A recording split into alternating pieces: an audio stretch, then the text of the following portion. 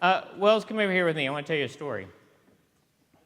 So, a New Testament scholar, N.T. Wright, tells a story about a little boy, and if you can use your imagination with me, this is going to be like our ship, okay? And this little boy looks up at the ship, and he sees this incredible ship that's really beautiful and put together, but he notices this ugly metal thing that's hanging at the top of the ship. You see, they might put it like right here, Wells. You see that? What do you think? And you know what question the little boy asked? He says, "What is that?" Well, NT takes him a little bit farther. Oh, come on. Excellent. Takes him a little bit farther, and he said they find these ships that are on the side of the shore, and they're tied up to the dock. And what they find is this.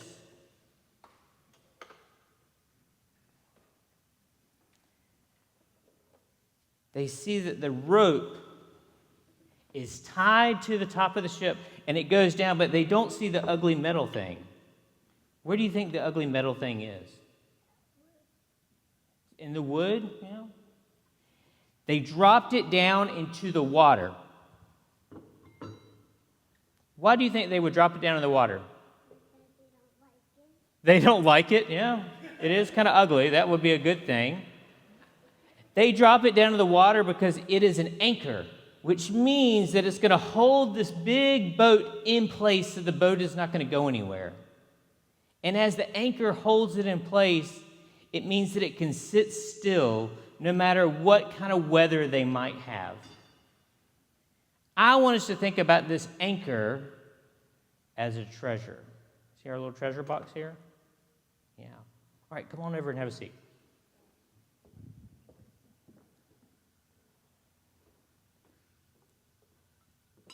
You can get a closer look at it. So we have this rope. Can you hold this rope for me?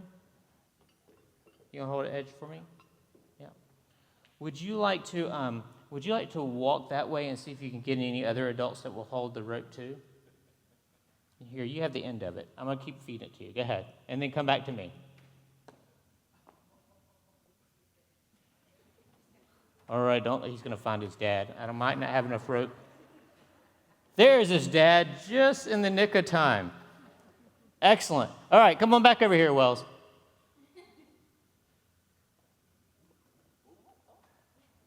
See, this is how we evangelize. We get other disciples that don't want to be part of the children's sermon to come forward. You're going to have a seat. I want you to think about this long rope as being a way that we are a community.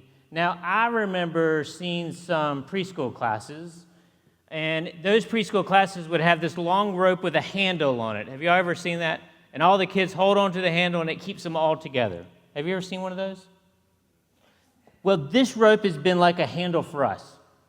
We think about the anchor as being Jesus.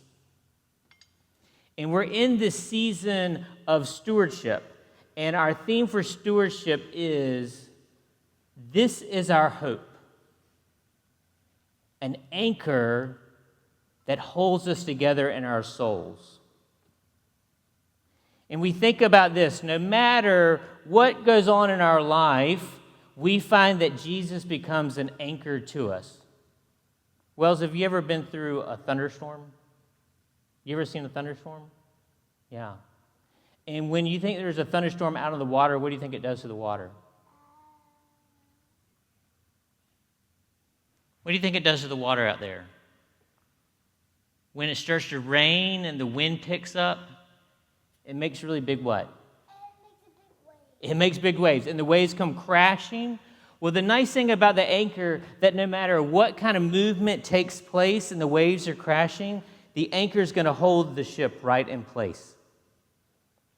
Now, I think for us as a church, we've gone through some tough times in the last couple of years. We've gone through some storms, and it's like we have been anchored because God has been holding us in place, and you all have been holding on to the rope because the rope is the connection of all of our souls together.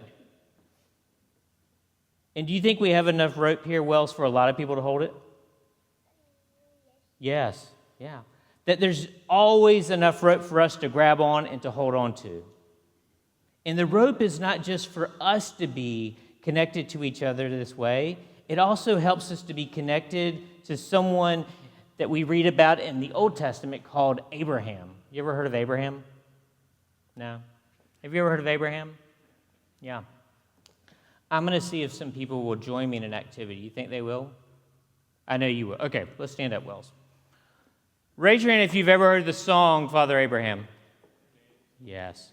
So, it goes like that. It usually goes, Father Abraham has many sons, but I like to use the word kids, so that everybody's included, okay? And Wells, come here. We're going to see if they're going to do it with me. We say, Father Abraham has many kids, and I am one of them, and so let's all praise the Lord. And then take your right arm and go like this. Wells, you can do it with me? You go like this? No? Okay. And then we say, Father Abraham had many, and I am one of them. So let's all praise the, and then we do both hands like this. And then Father Abraham had many kids, and I am one of them. So let's all praise the Lord. And this one is tricky. You have to balance on one foot and kick your foot up. Okay, so we go, and we're basically moving around like we have lost our minds, dancing, and then eventually the song comes to an end, and we all say, sit down. And as we sit down, we think about this.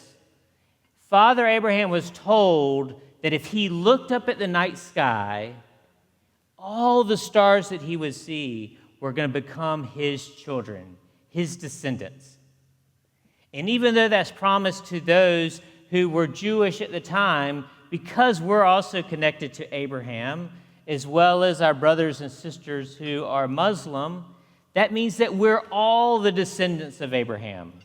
So when God said, you will have so many descendants, you will not be able to count them, God was not lying. If we think about all the people out there, do you have a lot of people in your school? Can you tell me how many people are in your school?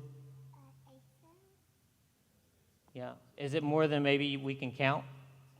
Yeah. And that's what God says, Abraham, you're going to have so many kids, you're not going to be able to count all of them. And it's this blessing that's from the very beginning of time, God has been calling us to hold on and to come back to God. And sometimes, if we're all holding on to this rope, sometimes we might want to let go. But you know what? Other people are there holding the rope.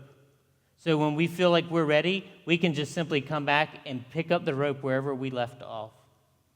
And that's what Jesus promises, that our hope is in the anchor, and that Jesus is that anchor who is always there.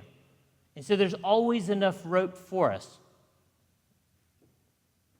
We never run out of rope. And no matter what storms might come into our lives, that we can drop the anchor and we can be there until it's time to start moving again. And what I think is taking place is this. I think that we are starting to make a turn as a church community. And as that takes place, we're at a place where we're starting to pull up the anchor and start to go into different directions, and we're feeling God's Spirit with us.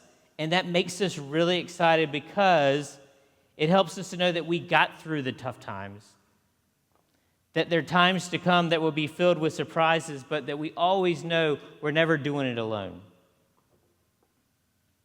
And because we're never doing it alone, we count our blessings everywhere we go, in every way that we can, and that it ties back to the very beginning with Abraham when he said, Wells, look at all the stars in the sky. That's how many children I'm going to have, and you're going to be one of them. And you know what, Wells? I'm one too. And you're one, and you're one, and you're one.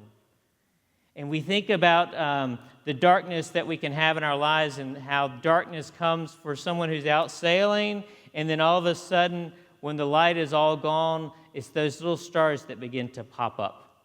And looking and counting those stars, we see God is there with us, waiting to take us to new and amazing places.